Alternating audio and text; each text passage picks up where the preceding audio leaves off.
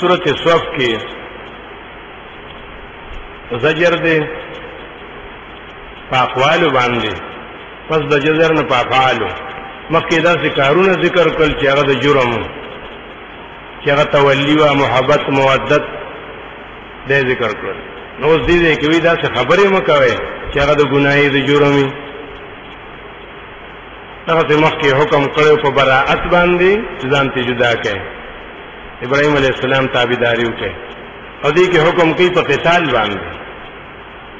چې تاسو ته ځان جدا کو نو پریږدي، نو جنگ وسره وکړي. په سورۃ صف کې اول زجر دی، بیا ورپسې دوه نمونې دي په دې دعوی باندې، موسی علیہ السلام نه او د عیسی علیہ السلام نه، او دواړو کې ترغیب د قتال فی سبیل الله ده. هغه زجر په دې طریقې چې دې منافقانو با مخکې دعوی چې یاره جهاد رانغه، جهاد نازل نشو، حکم نازل نشو، نو کله چې بیا نازل شو نو بیا وی نه په جهاد کې دومره ثواب نشته لکه په ذکر کې چې ثواب دی، جهاد کې دومره ثواب نشته لکه په مانځ کې چې څومره ثواب دی. بیا دا خبرې کولې الله زور نه راولېږل. بسم الله الرحمن الرحیم سبح لله ما فی السماوات وما فی الارض. تسبیح وای الله لرا سوچ په اسمانونو کې او سوچ په ځمکه کې دي. اول په توحید سره شروع کړي چې عقیده وستاو صحیح وینو عمل وصحیح کیږي. الله زور او حکمت والده یا ایها الذین آمنوا لم تقولون ما لا تفعلون. ایمان والو ولی دا څه خبره کوي په خلی باندې چې بیا په عمل نه کوي. یو خواغو چې لولا نزلت سورۃ نازل نشو چې حکم د جهادي پکې اکل چې نازل شنو بس بیا په عمل نه کوو ما لا تفعلون. دویم دا څه خلقو چې تاسو نه کول د نبی علیہ السلام نه چې کوم عمل به داسې خاصتای الله ته چې مونږ الله ته نږدې شو، یره کدا چې الله مونږ ته عمل خو چې مونږ هغه سره نږدې شو، نو کله چې دا عمل او توخو نو بیا دا غي نه رستو شو، نو چې هغه عمل چې الله ته نږدې کیږي جهاد فی سبیل الله دی. کبر مقتن عند الله ډیر لوی د غصې ده الله په نسبان دي. ان تقولوا ما لا تعلمون سوای وعده کوي او بیا پابندي پنه کوي. بشک الله محبت ساتي دا کسانو سره یقاتلون فی سبیله جنگ کی د الله په لار کې صفن خو په تنظیم سره ځانځانې نه چې ته ځان له jihad کوي هغه ځان له jihad کوي، تابه ځان له اميري داغه ځان له اميري، تابه جدا عقیده داغه جدا عقیده او jihad کوي. نصفن یې ویلې تنظیم اول خو عقیده یو کې عمل یو کې اتحاد داسې کانم بنیان مرصوص لکه ته وې دا یو دیوال دی مضبوط دغه په مقابله کې الله دې سره محبت ساتي. ځکه حدیث کې راغلی چې درې صفونه د الله ډېر خوښ دي، یو صفونه د ملائکو په اسمان کې، دویم د مؤمنانو په جماعتونو کې، او دریم د مجاهدینو په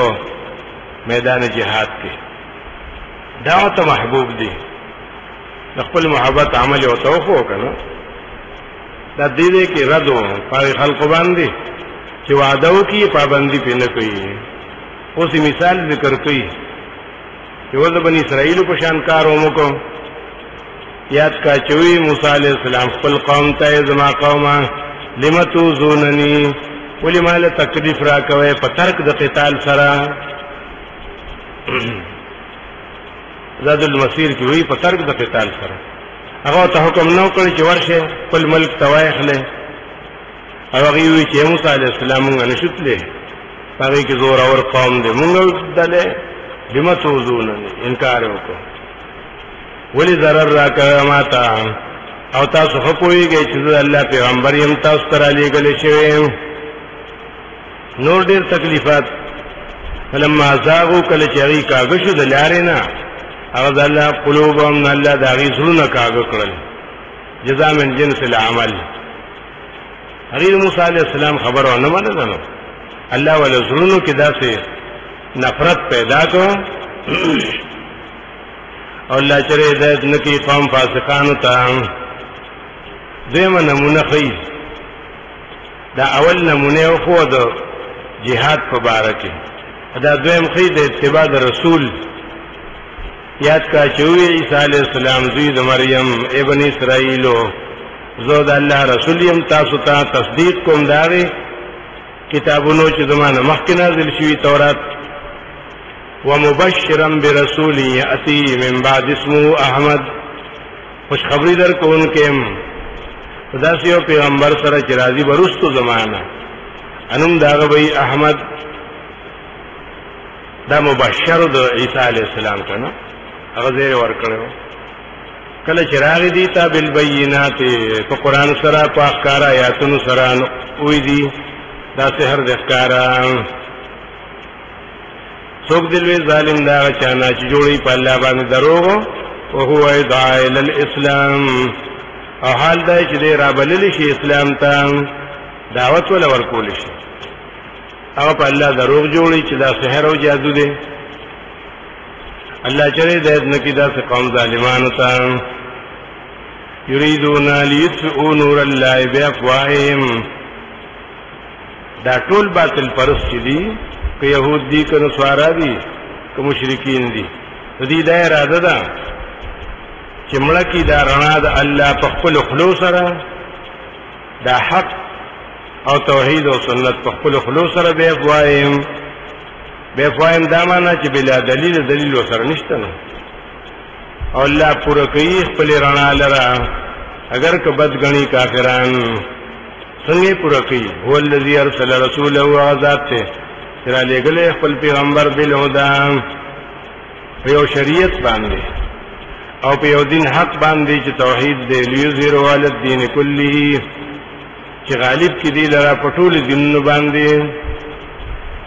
د دې پیغمبر په ذریعہ باندې به غالب کینو لیظهره پټول دینونو یا خبر کې دی پیغمبر لرا پټول دینونو باندې چې دا باطل دي او حق دین دا اسلام دی. اگر که مشرکان ډیر بدګنی دا دویمه قاعده ذکر کړي او دې کې ترغیب دی قتال فی سبیل الله ته. ایمان والو وایو ته چې خبر کم تاسو لره هل ادلکم خبر کم تاسو علی تجارتن پداسه او تجارت تنجیکم من عذاب علیم چې بچ کی تاسو لره د عذاب دردناک نام. تؤمنون بالله ورسوله اول خو تاسو د خپل عقیده اصلاح کوئ ایمان راوړی په الله باندې په وحدانیت سره او پیغمبر باندې دا سنت تابعداري او بیا جهاد کوي د الله په لار کې په مالونو سره او په نفسونو خپل سره. ذالکم خیر لکم جهاد تبد مګوره چې ته دې کې څه فائدہ نشته نو څنګه جهاد وکړه نه دا ډیر فائدہ من شي ډیر لوی د امن او د خیر شي او چې تاسو به پوهیږئ بخنبو کې الله تاسو ته د ګناونو تاسو دا دنیا فائدہ او ثمره ده او داخل به کی تاسو لراغه جنتونو ته چې ویږي ولان داغه نهرونه.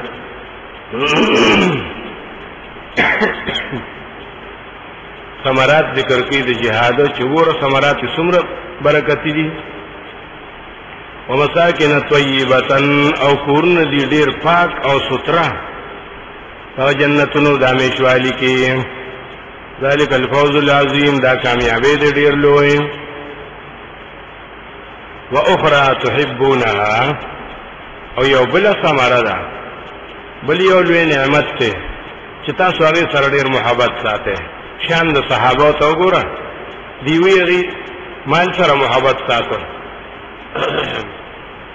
مال سره محبت نه ساتو دنیا سره محبت نه ساتو اراده کوله تريد الدنيا او محبت یې وسره نو محبت یې د سره تحبونا د فتح سره چې محبت کوي تاسو هغه سره هغه څه نصر من الله او فتح قریب هغه د الله مدد ته او فتح د ډیر نږدې وبشر المؤمنین خوشخبری ورکړه مؤمنانو ته دا اخر کې ترغیب دی بیا جهاد فی سبیل الله ته واقعا د حواریین سره ګور هغه څنګه خپل پیغمبر تویلو نو هغه تاسو د دې پیغمبر تابعداریو کې ایمان والا او شیطان سو امداد کون کی د الله د دین انصار الله د دین د الله انصار رسول الله د الله د پیغمبر دا څنګه چې ویلو عیسی علیه السلام زوی د مریم حواریین ته چې څوک دي چودري کی ما سره د الله په دین کې من انصاری الی الله د الله د دین لپاره د الله د کلمې لپاره وی حواریین او حق پرستو چې زړونو کې خلوص نحن انصار الله موجود الله دین امداد کوونکی فآمنت طائفة من بني اسرائیل ایمان راوړ یو ډلې د بني اسرائیل نه په عیسی علیه السلام باندې او کفر کو بل ډلې جنگ جوړ شنو جهاد خو دی وجنه کی چې دواړه یو نشي